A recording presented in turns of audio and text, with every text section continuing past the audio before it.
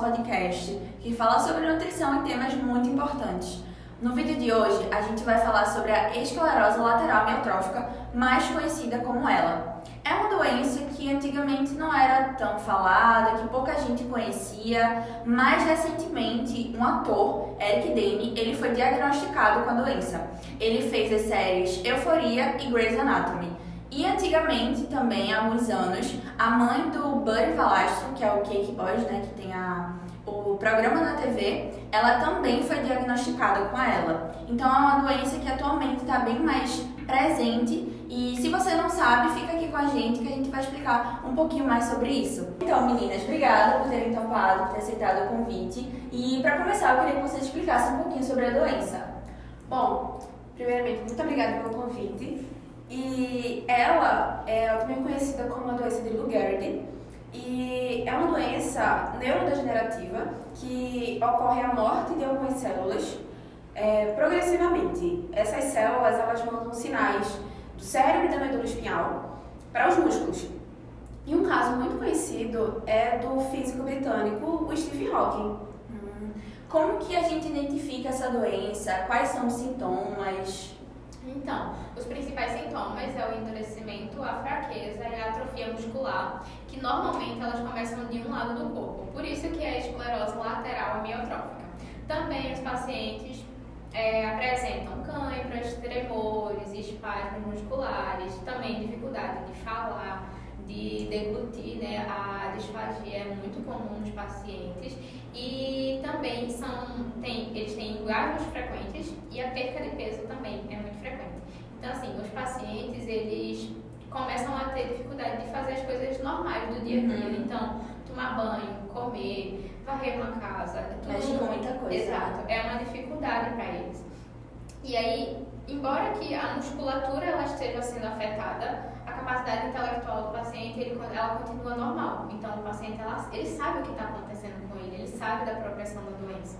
Caramba, é bem grave, é bem sério. Puxando esse teu guincho, então quais seriam as causas, os fatores de risco dessa doença?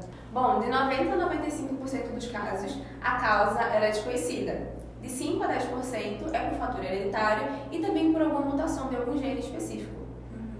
E os fatores de riscos são por exposição ao tabaco, a pesticidas, por alguma dieta rica em glutamato, que é um aminoácido que ele é um neurotransmissor excitatório, e também por pessoas que fazem por um longo período de tempo exercício físico muito intenso, como por exemplo os atletas.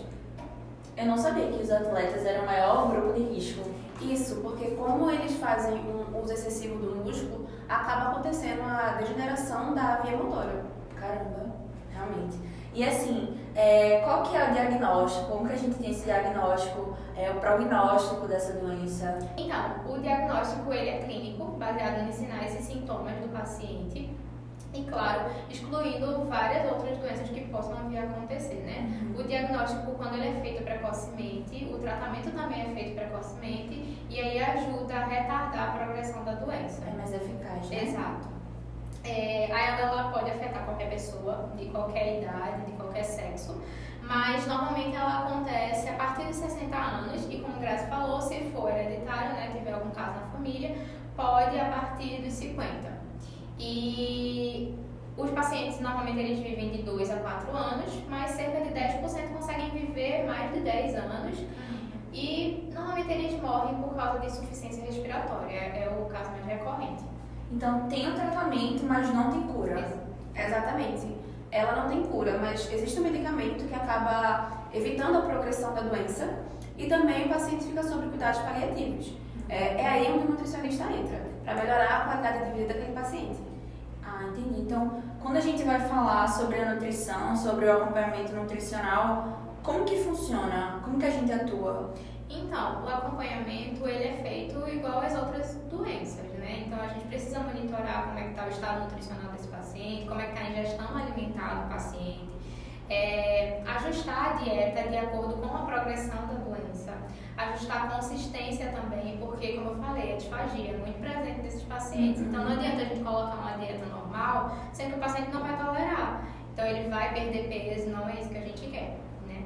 E aí, O acompanhamento nutricional ele é fundamental desde o diagnóstico da doença e tem que permanecer pelo resto da vida desse paciente.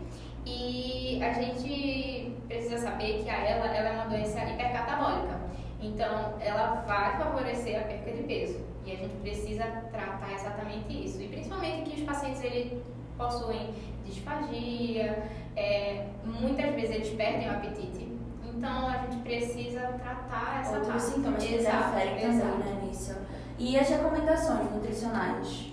Bom, priorizar alimentos in natura, minimamente processados, proteínas magras, gorduras boas e alimentos ricos em antioxidantes e vitaminas. Evitar alimentos ultraprocessados, muita gordura, cafeína, alimentos picantes e muito gordurosos podem também prejudicar a mucosa gástrica. Entendi. Se a gente puxar mais para a parte da distribuição dos nutrientes da dieta desse paciente, então seria uma dieta hipercalórica? Exato. Uma dieta hipercalórica, ela mostra melhorar o estado nutricional do paciente e o prognóstico também. Então a gente precisa, o nosso objetivo é manter o IMC de 30 a 35 e claro, evitando a superalimentação, porque a gente não quer sobrecarregar o sistema respiratório, né? A ingestão de proteínas, ela fica entre 0,8 e 1,2, que é o normal. E um fato interessante é que os lipídios, eles ajudam muito na questão da ela. Então a gente não pode deixar de oferecer os lipídios, claro, lipídios de boa qualidade. Vocês falaram também que o engasgo era um dos principais sintomas, né? Que aí está puxado para a disfagia, que é essa dificuldade na deglutição e que interfere na alimentação. O que a gente consegue fazer para melhorar essa questão? Bom, nesse caso de disfagia severa, onde o paciente ele não consegue fazer uma alimentação por via oral, ele deve sim fazer uma alimentação interal, por sonda ou por gastrostomia, para poder conseguir ali manter os nutrientes adequados. Entendi. Também já ouvi falar que alguns pacientes que têm ela, é bem comum, que eles tenham essa salivação excessiva. E aí, como que a nutrição também ajuda nessa questão? Então, a salivação excessiva é muito comum nesses pacientes, é chamado de cialorreia. E o que a gente pode fazer é falar para o paciente evitar alimentos doces e cítricos, porque eles favorecem a salivação, eles aumentam a produção de saliva. E também manter uma hidratação adequada, né?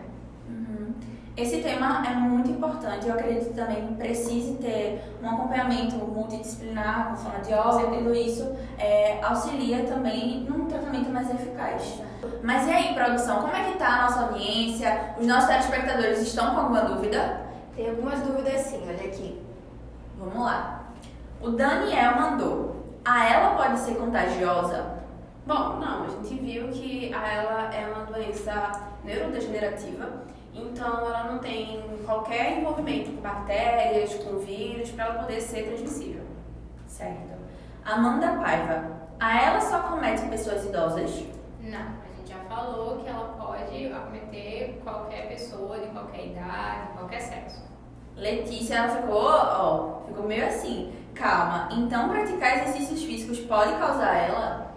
Não, assim, você tem que ter uma predisposição para poder ter a doença e você tem que ser um atleta de alta performance, passar, sei lá, 8, 9 horas treinando, bem Intenso, né? intenso. Tipo atletismo. Né? Exato.